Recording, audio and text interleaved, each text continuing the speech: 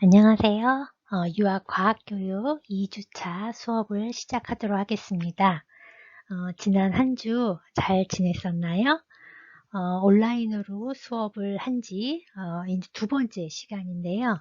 아마 온라인으로 하다 보니까 일방적으로 강의가 전달되는 방식이라서 좀 많이 답답할 것 같아요.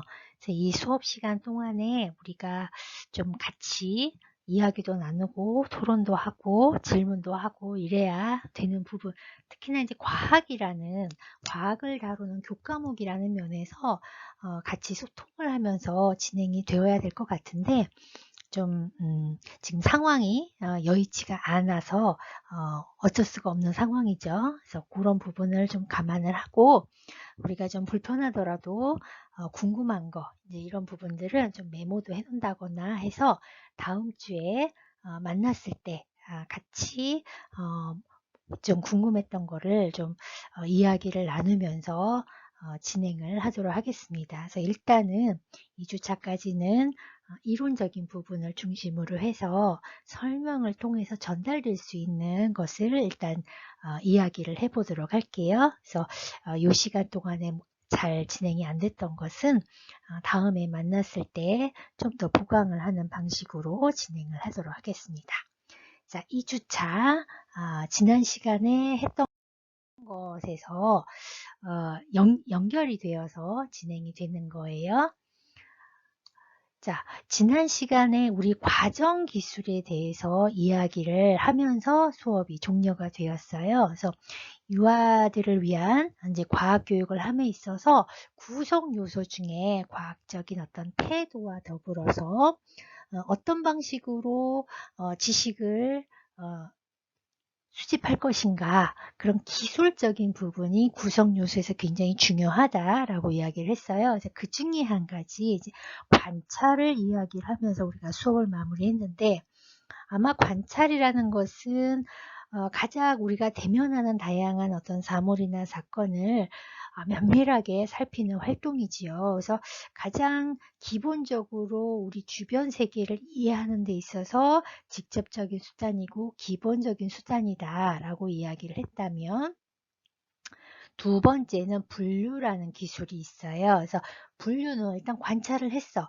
관찰을 하면 그냥 보기만 하지 않지요. 우리는 끊임없이 어떤 정보와 대면을 했을 때 그 정보들이 한 가지만 들어오는 것이 아니라 굉장히 다양한 정보들이 들어오기 때문에 이들 간의 어떤 유사점, 차이점을 비교를 하게 되지요. 그래서 비교하는 과정 속에서 뭔가 대상들을 나누는 그런 행동들을 우리는 자연스럽게 하게 됩니다. 그래서 이렇게 나누는 과정에서 나누기 위해서는 먼저 그 대상의 특징을 우리가 살피지 않으면, 비교해서 무엇이 길다, 얘가 더 짧네, 이런 비교를 하지 않으면 특징을 알아낼 수가 없고, 그 특징을 알아내지 않으면 나누는 과정, 어떤 특징을 나누는 과정도 역시 일어나기가 어렵겠죠. 그래서 이렇게 분류라는 어떤 기술은 대상을 굉장히 상세히 살펴보죠. 관찰을 하면서, 이제 관찰 기술, 면밀한 관찰 기술이라고 할 수가 있겠죠. 그래서 관찰을 통해서 어떤 대상의 특징을 살피고 그 특징에 따라서 나누는 과정을 분류다 라고 이야기를 할 수가 있을 것 같습니다. 그래서 하나 예를 들자면 이러한 그림이 있어요. 이 그림에는 지금 432 12마리의 무당벌레가 있는데, 이 무당벌레, 12마리나 되는 무당벌레가 우리 눈앞에 오게 되면 우리는 자연스럽게 관찰을 하죠. 얘네들의 모양이라든가 색깔이라든가 뭐 어떤 방향성 포즈라든가 이런 것들을 관찰을 하게 되어 있어요. 그러니까 관찰을 하게 되면 얘네들을 뭐 두 분류로 나눠보자. 얘네들이 다 똑같이 그냥 빨간 무당벌레인데 어떻게 나누지? 라고 했을 때, 어떤 무당벌레는 이렇게 정면을 향해 있네. 어떤 무당벌레는 약간 45도 각도로 틀어져 있네. 틀어져 있는 아이와 뭐 이렇게 틀어져 있다면 얘가 틀어져 있고, 얘가 틀어져 있고, 얘가 틀어져 있고, 그 나머지는 거의 대상이 정면을 향해서 있는 모습을 취하고 있죠. 이게 방향성에 따라서 두 개의 분류로 나눠볼 수도 있고, 또는 모양에 따라서 볼까? 그러면은 이제 어떤 다리를 보면 이렇게 기역자로 두 방향으로 이렇게 꺾어져 있는 다리를 하고 있는 것도 있지만, 이렇게 하나, 둘, 셋 이렇게 세 번으로 꺾여져 있는 다리를 하고 있는 날도 있죠. 그래서 이런 식으로 어떤 모양을 가지고 무당몰래를 두 분류로 나눠 볼 수도 있을 거예요. 그러니까 그거는 굉장히 내가 이 대상을 어떤 방식으로 어떤 기준을 가지고 관찰하냐에 따라서 분류 기준이 달라질 수가 있겠죠. 그래서 이런 것처럼 우리는 대상을 분류를 할 때는 1차적으로 관찰을 하고, 그 관찰된 방식으로 얘들의 특징을 살펴서 어떤 기준에 따라서 나누는 행동을 하게 되겠지요. 그래서 이것에 따라서 우리는 대상의 어떤 특징을 더 면밀하게 살피게 되고, 얘네들을 기억함에 있어서 훨씬 더 도움을 받을 수 있다를 할 수가 있겠습니다. 그리고 세 번째는 그런 분류를 할 때, 특징들을 살필 때 우리는 그냥 눈으로만 대충 보지 않아요. 어떤 속성을 정량적으로 관찰하는 경우가 많이 있습니다.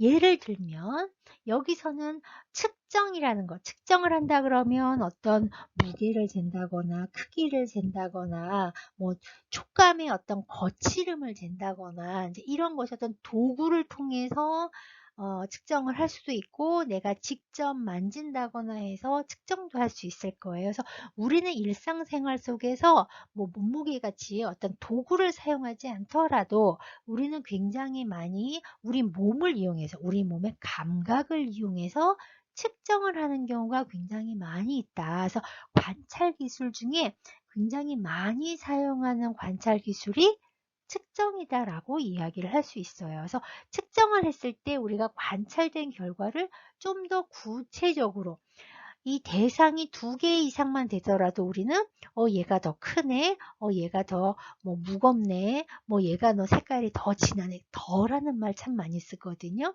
그거는 우리 은연중에 우리 몸을 이용해서, 몸이 사실은 측정기가 되는 거죠. 그래서 측정이라는 행동을 굉장히 많이 하고 있고, 그 측정이라는 기술을 이용해서 대상의 어떤 특성을 분류해내는 것을 많이 볼 수가 있다. 그래서 이렇게 측정을 하게 되면, 어떤 속성을 정량적으로 관찰을 하게 되면 좀 더 그 특징에 대해서 더 구체화해서 어떤 우리 기억을 할 수 있는 지식을 습득을 하게 된다라고 이야기를 할 수가 있겠습니다. 그래서 한 예를 들자면, 지금 두 개의 공이 있어요. 이 공은 탁구공, 이 공은 테니스 공이에요. 그래서 이 두 개의 공에 대한 정보를, 우리가 놀이를 하려고 한다면 공놀이 유아들은 참 많이 합니다. 공을 가지고, 이거를 가지고 어떤 놀이를 할 수 있을까라는 질문을 던져 제일 먼저 우리가 해야 되는 거는 관찰이에요. 관찰을 할 때 모양으로 봤을 때 얘도 동그랗고 얘도 동그라네. 둘 다 동그랗기 때문에 똑같은 방식으로 놀이를 할 수 있을까라고 봤을 때, 일단은 뭐 지금 이 사진 이미지상으로는 크기의 차이가 좀 많이 다이나믹하게 있는지는 모르겠지만, 실상으로 봤을 때는 훨씬 더 얘가 조그맣죠. 조그맣고 가볍고 또 맨질맨질하고, 그러니까 질감적인 면, 크기적인 면, 무게적인 면에서 굉장히 다른 외형을 가지고 있을 거예요. 그래서 그러한 부분들을 아이들은 그냥 보고 저절로 알지 않아요. 실제 만져보고 튕겨보고 뭔가 여러 가지를 비교를 해봐야 되거든요. 두들려도 보고 눌러도 보고 뭐 굴려도 보고 뭐 던져도 보고, 그러니까 여러 가지 행동을 통해서 그건 다 측정을 하는 거거든요. 측정을 하게 되면 어떤 특징이 나오나, 테니스 공은 좀 더 무겁네, 튕겼더니 좀 더 뭔가 튕기는데 소리도 별로 안 나고 묵직하게 튕겨오르네. 그런데 탁구공 같은 경우는 튕겼는데 가볍다 보니까 땡 소리가 나면서 이제 우리가 예측할 수 없는 방식으로 굉장히 멀리까지 간다거나 멀리 튀긴다거나 예측할 수 없는 방향으로 뻗어나간다거나 이런 모습이 있을 거예요. 굴려본다? 굴려도 아마 힘 조절에 있어서 조그만의 자극에서도 탁구공은 금방 굴러가지만 얘는 아무래도 질감이 있죠. 그러니까 약간 털이 좀 주변에 있다 보니까 마찰을 많이 받을 거예요. 그래서 이 탁구공과 같은 강도로 굴렸을 때 이 테니스공은 굴러가는 모습이 조금 더 둔할 수도 있을 거예요. 그러니까 이런 식으로 두 개를 대상을 제시를 했을 때 이 두 개의 특성을 먼저 관찰을 해야 합니다. 측정을 해야 하고, 그렇게 됐을 때 유아들은 훨씬 더 이 도구에 대해서, 이 공에 대해서 잘 파악을 하게 되고, 이 공을 어떻게 활용할 것인가에 대해서 놀이의 방식이라든가 뭐 그런 아이디어를 훨씬 더 많이 낼 수가 있겠죠. 그러니까 둘의 차이점도 있을 것이고 공통점도 있을 것이고, 그러니까 관찰, 눈으로 봄으로 인해서 또 측정을 해으로 인해서 어떤 특성을 파악하고 특성에 따라서 두 개를 분류를 함으로 인해서 얘의 어떤 활용도를 우리가 알 수도 있겠죠. 더 잘 놀기 위해서는, 더 재미있는 방식으로 이 공을 활용하기 위해서는 이렇게 측정이라는 방식을 가지고 둘을 비교해보고 분류해보지 않으면 그런 놀이 방식에 대해서 일방적으로 교사가 제안할 수밖에 없을 거예요. 그래서 이런 식으로 우리는 일상생활 속에서 굉장히 다양한 방식으로 측정을 하고, 측정을 통해서 대상의 특징을 파악해내고 그걸 활용하고 있다라고 이야기를 할 수가 있겠죠. 그렇게 활용을 하기 위해서는 굉장히 중요한 기술 중에 하나가 소통입니다. 의사소통. 지금 내가 탁구공과 테니스공을 비교를 할 때도 이게 무겁네, 가볍네, 부드럽네, 거치네, 뭔지 이런 이야기를 굉장히 많이 이야기한 것처럼, 그런 소통, 교사와 아이들, 또래들 간에 자기가 발견한 특징들을 주고받지 않으면 더 확장이 될 수가 없을 거예요. 그래서 내가 파악했던 거, 내가 보고 만져보고 튕겨보고 한 것을 정보를 교환하고 설명을 해보고, 또 궁금한 건 어느 날 질문해보고, 내가 생각할 때는 얘는 왜 이렇게 동그랗고, 얘는 두 개의 공이 왜 이렇게 크기가 달라요? 왜 촉감이 달라요? 이제 이런 그러다 보니까 이 공을 가지고 놀이를 할 때도 테니스와 테니스 라켓과 똑같이 라켓이라는 거, 어떤 도구를 가지고 손으로 그냥 던지지 않고 그 뭔가 도구를 사용을 하잖아요. 탁구도 탁기 라켓을 사용을 하지요. 그래서 이런 것처럼 얘네들은 왜 손으로 하지 않고 어떤 라켓을 가지고 경기를 하는 것일까요? 한번 손으로 튕겨볼까? 한번 이제 라켓 없이 해볼까? 뭐 이제 이런 어떤 질문에 대해서 그 호기심을 해소하기 위한 또 다른 실험, 또 다른 어떤 측정을 할 가능성을 주기 때문에 호기심이 있는 만큼 다양한 질문을 하고, 그 질문에 의해서 어떤 답을 구하기 위해서 다양한 실험을 할 수가 있다. 그거를 하기 위해서는 유아들은 또래들 간에 서로 도움을 구하기도 하고, 동의를 우리 이거 이렇게 해볼까? 뭐 동의를 구하기도 하고 제안을 하기도 하고, 그럴 때 이거는 크기를 뭐 손으로 재볼까, 발로 재볼까, 어떤 자로 재볼까, 그러니까 어떤 단위를 사용을 함으로 인해서 어떤 비교급의 용어를 사용해서 아이들은 그 대상의 특징을 이야기를 할 거예요. 이게 더 크네, 좀 더 작네, 더 뭐 어떠네, 뭔지 이런 비교급의 용어를 사용을 함으로 인해서 특징을 찾아내고 그 특징에 따라서 해석을 하고, 그래서 어떤 탁구공은 좀 더 너무 가볍다, 근데 너무 작아, 영아들이 하기에는 좀 위험해, 작기 때문에 혹시 입으로 물진 않을까, 입으로 물어서 넘어가진 않을까, 그러기 때문에 뭔가 나보다 어린 동생들을 위한 거는 좀 더 큰 것이 좋지 않을까, 뭐 이제 이런 자기 나름대로의 어떤 공에 대한 특징을 설명하고, 그 공을 가지고 놀이할 수 있는 방법을 설명하고, 이제 이런 방식으로 뭔가 소통을 했을 때 흥미있는 뭔가의 어떤 경험을 더 확장해낼 수 있을 거다. 그래서 과학이라는 어떤 과목에서는 다양한 과정 기술을 통해서 뭔가 지식을 습득을 하지만, 그 지식 정보를 습득하는 과정 속에서는 다양한 소통의 과정이 필수적으로 수반이 되어야 된다. 그러니까 조용한 가운데 과학 교육이 이루어지진 않아요. 굉장히 시끌시끌하게 질문 던지고 답변하고 토의하고 논의하고 논쟁하는 과정 속에서 새로운 발견이 일어날 수 있다라고 이야기하는 거죠.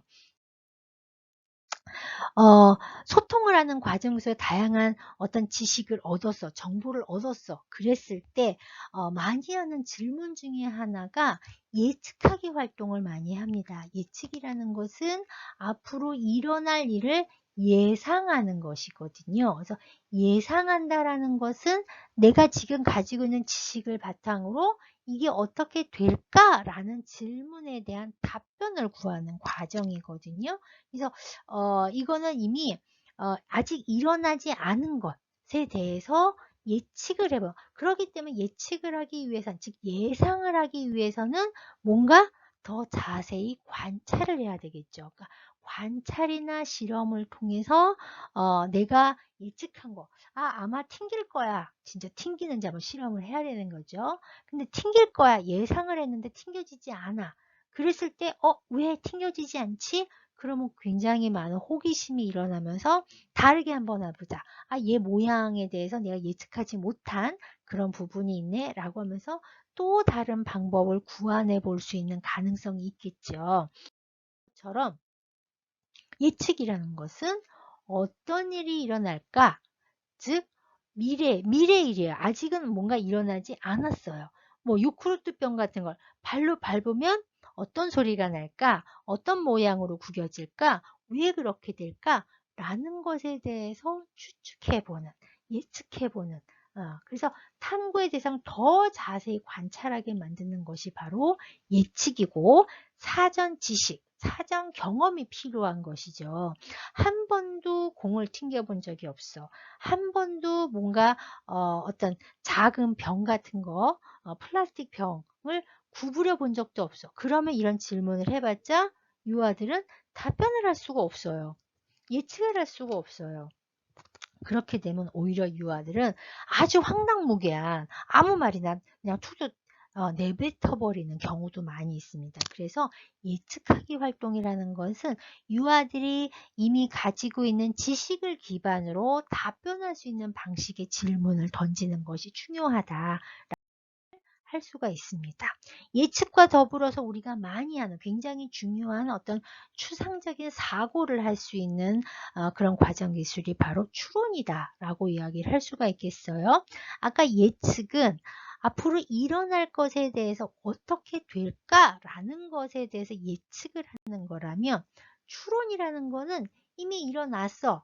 근데 그게 왜 이렇게 일어난 거지? 어떤 원인을 찾아내는 것이 바로 추론입니다. 이것도 역시 지식이 있어야 되겠죠. 사전 지식이 있어야 돼요. 사전 지식과 사전 경험을 바탕으로 나뭇잎이 떨어졌어. 나뭇잎은 왜 떨어지는 걸까? 나뭇잎이 색깔이 변했어. 왜 변하는 것일까?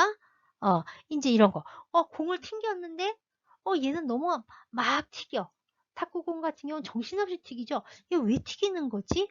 얘가 더 가볍잖아요. 얘 동그랗잖아요. 먼저 이런 답변을 할 수 있으려면 경험이 있어야 돼요. 그래서 이렇게 사전 지식과 사전 어떤 경험을 바탕으로 지금 일어난 것에 대한 어떤 원인을 찾아내는 것이 바로 추론이다라고 이야기를 할 수가 있습니다. 예를 들어서 이런 이미지를 보여줄게요. 이런 이미지를 바탕으로 자, 이거는 과연 누구의 그림자일까요? 자, 그럼 관찰을 해야겠죠? 동그란 것이 있고, 뭔가 꾸불꾸불한, 모습이 있네요. 이런 모습이 있고, 이건 별 모양이 있고요. 이거는 뭔가 동그랗게 꽈배기처럼 넘어가고 있고요. 과연 이런 모양으로, 되어 있는 것이 무엇이 있을까? 라고 하면 과연 동그란 주머니, 비닐 주머니인가? 비닐 주머니라고 하기에는 뭐 여러 가지 뭔가 무늬가 있네. 그러면 이제 이런 동물들 중에 뭐 문어나 낙지나 뭐 오징어나 뭐 이런 여러 가지 다리가 있는 거를 연상을 해볼 수가 있죠. 그런데 동그란 머리가 있다. 그렇다면 오징어는 아니네. 오징어는 어떤 삼각형 머리를 하고 있는데 얘는 동그란 머리네. 문어나 낙지인가? 그럼 다리가 몇 개지? 다리가 8개네. 8개인 그런 이제 동물들을 우리가 추측을 해보는 거죠. 그런데 이 별이 있네. 이 별은 또 여기 왜 있는 거지?